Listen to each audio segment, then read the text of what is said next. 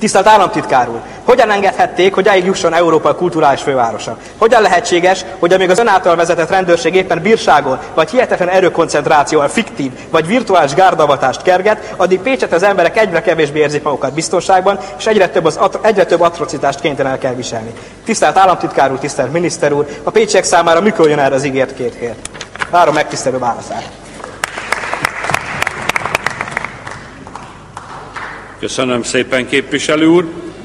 A válasz Kótrát Károly államtitkár úr fogja megadni, megadom a szót, parancsoljon államtitkár. Köszönöm, elnök úr, tisztelt országgyűlés, tisztelt képviselő úr.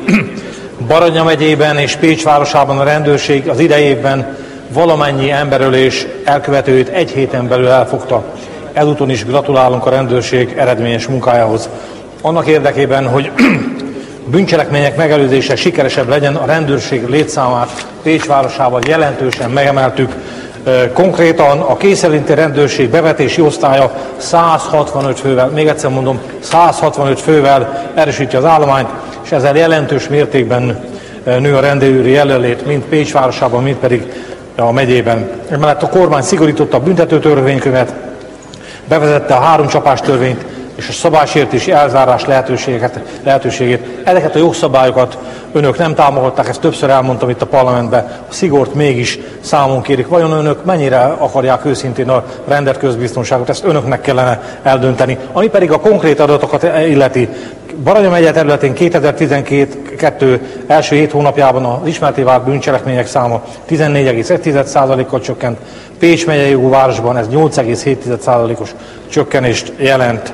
A közterületen elkövetett bűncselekmények száma a megyében 11,2%-kal, Pécs megyei jogú városban 9,4%-kal csökkent. A közrendeleni bűncselekmények száma Pécs városában 9,8%-kal, a vagyon elleni bűncselekmények száma pedig 5,5%-kal csökkent.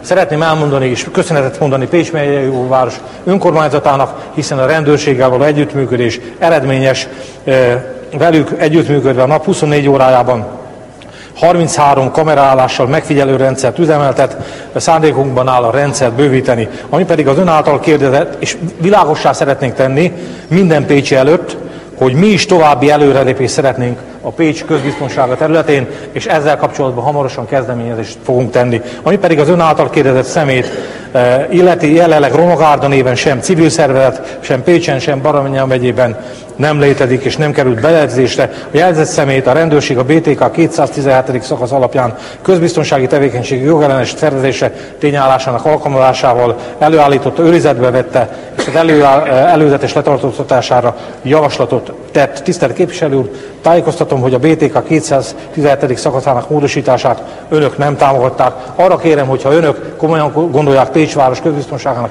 javítását, akkor itt a tisztelt házban szavazzák meg az erről szóló javaslatokat. Köszönöm szépen.